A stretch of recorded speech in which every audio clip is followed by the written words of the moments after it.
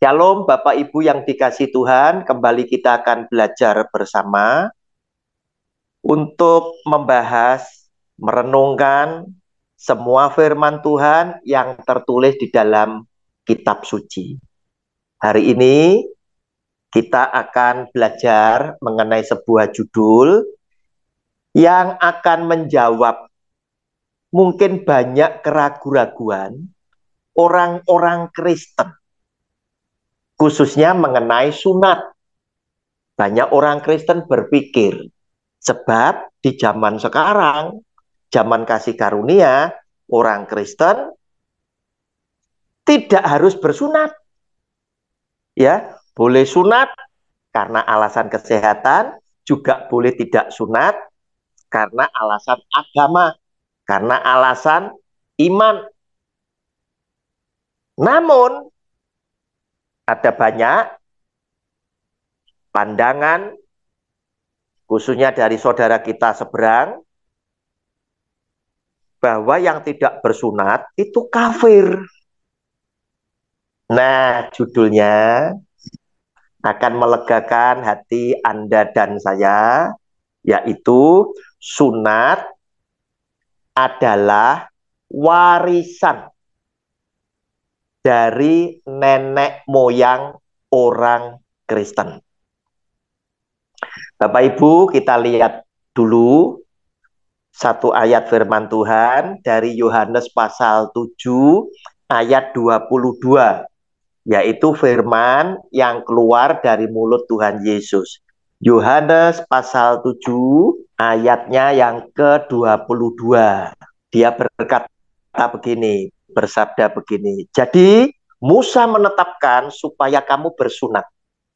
Sebenarnya sunat itu tidak berasal dari Musa. Nah, Tuhan Yesus menyangkal bukan dari Musa. Walaupun itu tertulis di dalam Taurat Musa, tetapi dari nenek moyang kita, dan kamu menyunat orang pada hari Sabat. Tuhan Yesus protes ya kepada ahli Taurat orang Farisi bahwa sunat itu bukan dari Musa. Sunat itu dari nenek moyang kita. Nah, ketika dia bilang kita tahu ya, orang Kristen adalah orang-orang yang hidupnya seperti Kristus. Orang-orang yang mengaku menjadi pengikut Kristus. Orang-orang yang mengaku percaya kepada Kristus. Orang-orang yang mengaku menjadi anak-anak Kristus. Maka Tuhan Yesus bilang, itu dari nenek moyang kita. Nah, berarti sunat itu adalah warisan nenek moyang orang Kristen.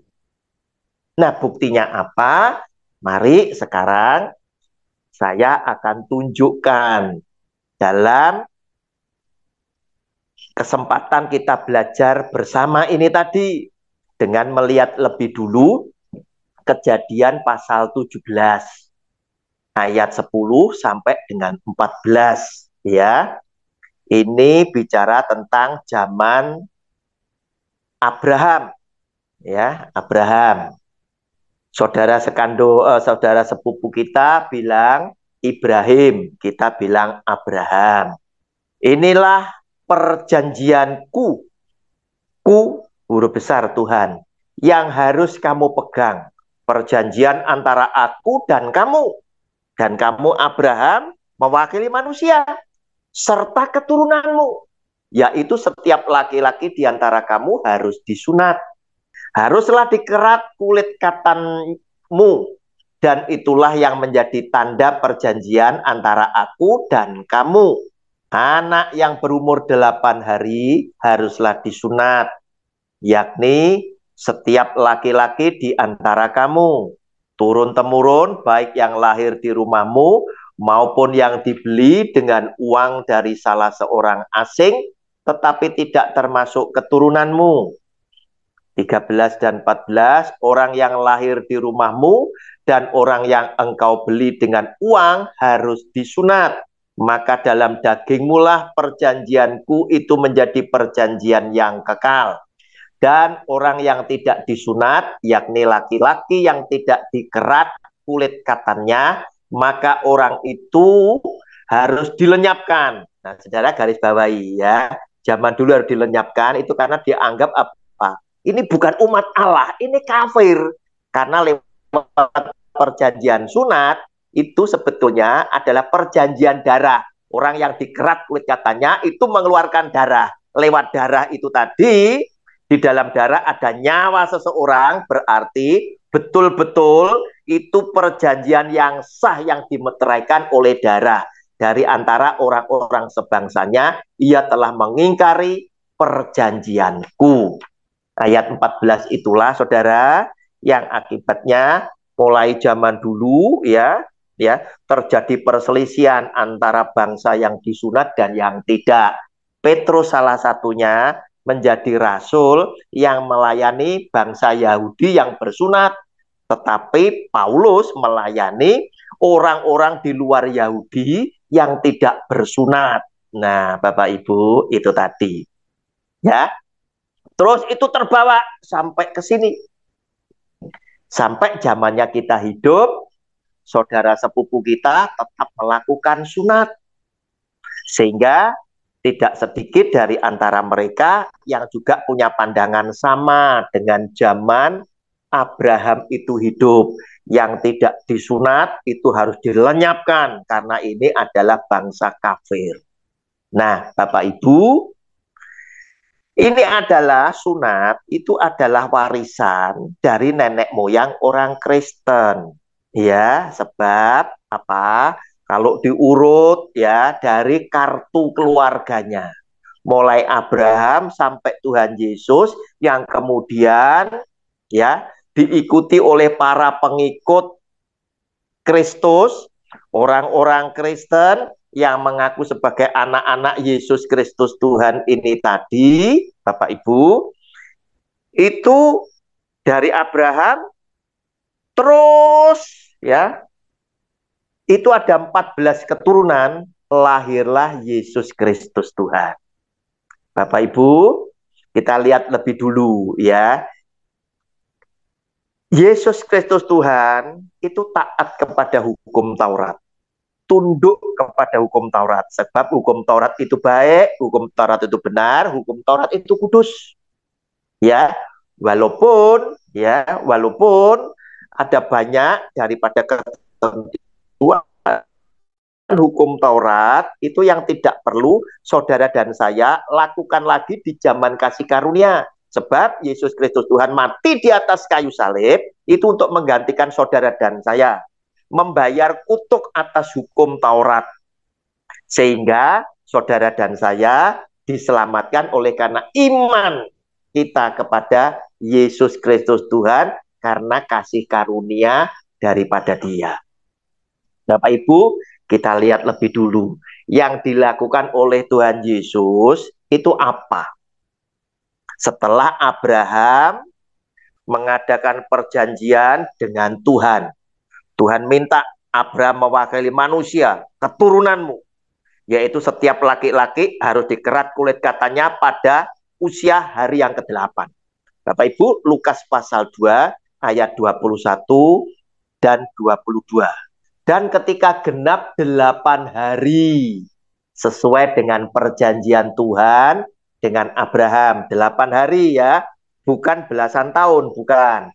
Dan ia harus disunatkan, ia diberi nama Yesus, yaitu nama yang disebut oleh malaikat sebelum ia dikandung ibunya.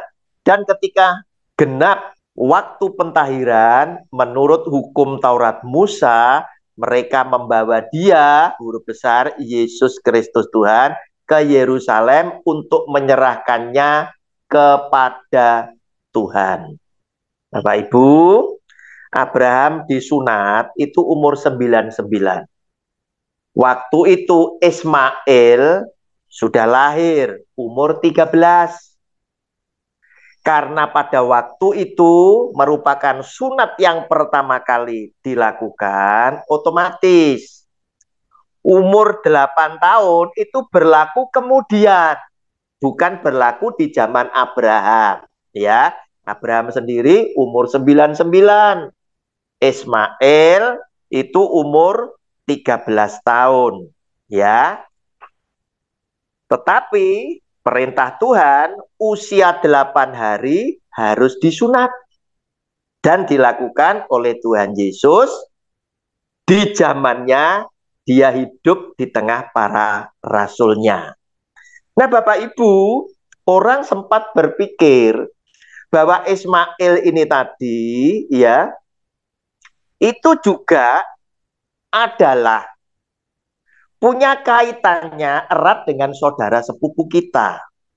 Tetapi mari kita lihat aja ya, lihat aja kartu keluarganya. Susunan kartu keluarga kakaknya. Kita urut pertama, Abraham punya anak satu, Ishak, yaitu yang disebut anak perjanjian. Yang disebut keturunanmu, Abraham, adalah yang daripada Ishak.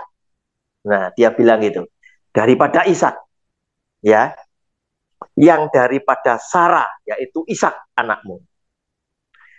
Pada waktu itu Abraham ya ternyata punya anak yang namanya Ismail. Dari siapa Ismail lahir? Dari ibunya yang namanya Hagar. Siapa Hagar itu? Kita lihat lebih dulu. Kejadian pasal 16 ayat 1 dan 2. Adapun Sarai, istri Abraham, itu tidak beranak. Ia mempunyai seorang hamba perempuan, orang Mesir, garis bawahi, orang Mesir. Hagar namanya. Ayat 2, berkatalah Sarai kepada Abraham, engkau tahu Tuhan tidak memberi aku melahirkan anak. Karena itu, baiklah hampiri hambaku itu. Mungkin oleh dialah aku dapat memperoleh seorang anak. Dan Abraham mendengarkan perkataan Sarai. Nah, saudara, budaya zaman dahulu, hamba daripada istri itu bisa diberikan kepada suaminya. Dan anak yang dilahirkan itu diambil oleh sang nyonya. Nah, inilah ide dari Sarai atau Sarah kepada Abraham atau Abram. Dan Abraham mendengarkan apa yang dikatakan Sarai, maka lahirlah dari Hagar, perempuan Mesir tadi, seorang laki-laki, anak yang namanya Ismail. Nah, Bapak Ibu, kemudian Sarai kan tidak suka dengan Ismail dan Sarah dan Hagar. Kita lihat saudara, Kejadian 21 ayat 19 sampai 21. Sarai mengusir, minta Abram mengusir perempuan Mesir tadi bersama dengan anaknya. Walaupun itu menyebalkan hati Abraham. Lalu Allah membuka mata Hagar sehingga ia melihat sebuah sumur. Ia pergi mengisi kirbatnya dengan air, kemudian diberinya anak itu minum. Allah menyertai anak itu sehingga ia bertambah besar. Ia menetap di padang gurun dan menjadi seorang pemanah. Maka tinggallah ia di padang gurun Paran. Dan ibunya, yaitu Hagar, mengambil seorang istri baginya dari tanah Mesir. Berarti Hagar ketika diusir pergi membawa Ismail ya yang masih belasan tahun tadi, pergi meninggalkan Abraham, itu pergi kemana? Pergi kembali ke tempat asalnya, yaitu Mesir. Nah, Bapak Ibu, Mesir ya, Hagar punya anak Ismail itu dengan Arab itu berbeda sekali. Namun banyak orang berpikir Bani Kedar itu adalah sama dengan orang Arab, dengan bangsa Arab. Nah, oleh karena itu kita ingin lihat lebih dulu ya, keturunan Ismail itu siapa ya. Ismail ini kan anaknya Abraham dari ibunya yang namanya Hagar, orang Mesir tadi. Kemudian Ismail punya anak, ini keturunannya. Kejadian pasal 25 ayat 12 sampai 18. Kita lihat. Inilah keturunan Ismail, anak Abraham yang telah dilahirkan baginya oleh Hagar, perempuan Mesir, hamba Sarah itu. Inilah anak-anak Ismail, disebutkan menurut urutan lahirnya. Nebayot, anak sulung Ismail. Selanjutnya Kedar, garis bawahi Kedar. Ini nanti kumpulan keturunan Kedar itu disebut Bani Kedar, ya. Orang Kristen suka salah tafsir, begitu ngomong Bani Kedar dipikirnya mereka pasti adalah saudara-saudara kita yang Muslim. Salah, saudara. Kedar adalah anaknya Ismail, cucunya Abraham dan Sarah, ya. Yang berikutnya Adbeel, Mibsam, Misima, Duma, Masa, Hadad, Tema, Yetur, Nafis, dan Ketma. Itulah anak-anak Ismail dan itulah nama-nama mereka menurut kampung mereka dan menurut perkemahan mereka. 12 orang raja masing-masing dengan sukunya. Umur Ismail ialah 137 tahun, sesudah itu ia meninggal. Ia mati dan dikumpulkan kepada kaum leluhurnya. Mereka itu mendiami daerah dan Havila sampai Asyur, yang letaknya di sebelah timur Mesir ke arah Asyur. Mereka menetap berhadapan dengan semua saudara mereka. Bapak Ibu, apakah benar keterangan saya bahwa Kedar dan Arab itu berbeda? Nah, Bapak Ibu, saya tunjukkan beberapa ayat ya. Yang pertama, kita lihat lebih dulu. Mazmur 120 ayat yang kelima. Celakalah aku karena harus tinggal sebagai orang asing di Mesek, karena harus diam di antara kemah-kemah Kedar. Berarti Kedar itu ada, Bani Kedar itu ada. Apakah dia berbeda dengan Arab? Kita lihat. 1 Raja-Raja 10 ayat 14 dan 15. Adapun emas yang dibawa kepada Salomo dalam 1 tahun ialah seberat 666 talenta. Belum terhitung yang didapat dari saudagar-saudagar dan dari pedagang-pedagang dan dari semua raja Arab dan bupati-bupati di negeri itu. Nah, raja Arab disebut, ya. Berarti raja Arab itu ada sendiri, Bani Kedar itu ada sendiri. Ya, pembuktian selanjutnya saya minta Yehezkiel 27 ayat 21. Arab dan semua pemuka Kedar berdagang dengan engkau. Saudara, disebutkan Arab dan semua pemuka Kedar. Berarti ada dua bangsa yang berbeda. Oleh karena itu, lewat firman Tuhan ini, jangan lagi orang Kristen berpikir Bani Kedar adalah bangsa Arab. Salah. Bani Kedar adalah anaknya Ismail, ya, adalah cucunya Abraham dengan neneknya Hagar orang Mesir. Bapak Ibu, rupa-rupanya orang Kristen, Tuhan Yesus dan para rasulnya lebih suka berbicara tentang inner beauty, hal-hal yang rohani, ya, dibandingkan sekedar penampilan, ya. Oleh karena itu, sunat yang dikerat kulit katanya sudah tidak diperlukan lagi bagi pengikut Kristus. Sebagai penutup, saya tampilkan sekaligus 3 ayat. Bacaan ya, dari Kolose pasal 2 ayat 11 lebih dulu. Dalam Dia kamu telah disunat dalam Tuhan Yesus, maksudnya bukan dengan sunat yang dilakukan oleh manusia, tetapi dengan sunat Kristus yang terdiri dari penanggalan akan tubuh yang berdosa, yaitu yang dibuang bukan kulit katan lagi, tetapi hal-hal yang buruk yang ada di dalam kehidupan kita. Dosa-dosa kita itu yang dibuang, yang ditanggalkan. Sama dengan baptisan api. Berikutnya 1 Korintus pasal 7 ayat 18 dan 19. Kalau seorang dipanggil dalam keadaan bersunat, janganlah ia berusaha meniadakan tanda-tanda sunat itu. Dan kalau seorang dipanggil dalam keadaan tidak bersunat, janganlah ia mau bersunat.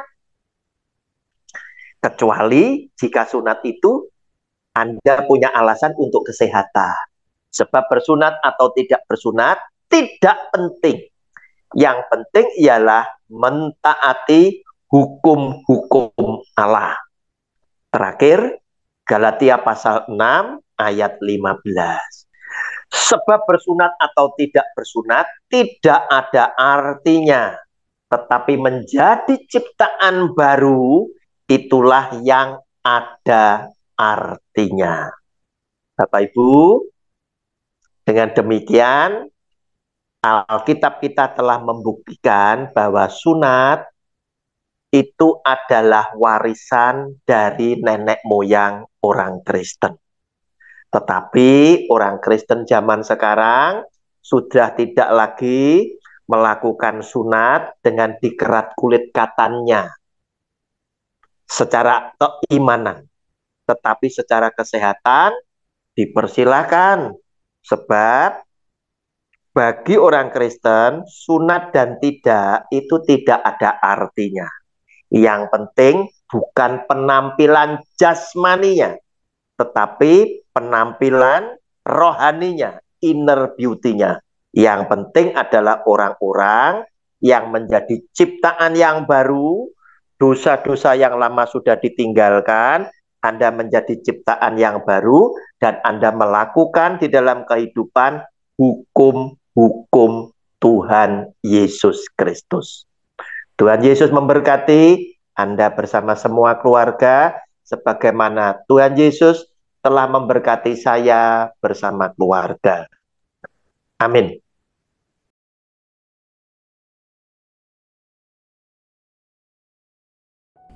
Shalom kepada semua penonton video saya. Jika Anda merasa terberkati dengan video saya, jangan lupa bantu like dan share ke semua saudara-saudaramu. Saya sedang berjuang bersama Anda menegakkan kebenaran firman Tuhan di zaman yang semakin jahat ini. Terima kasih banyak atas dukungan dan empatinya kepada saya.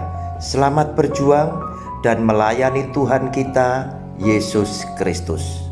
Salam damai buat semua keluarga dari saya, Evangelis Roni Suwono.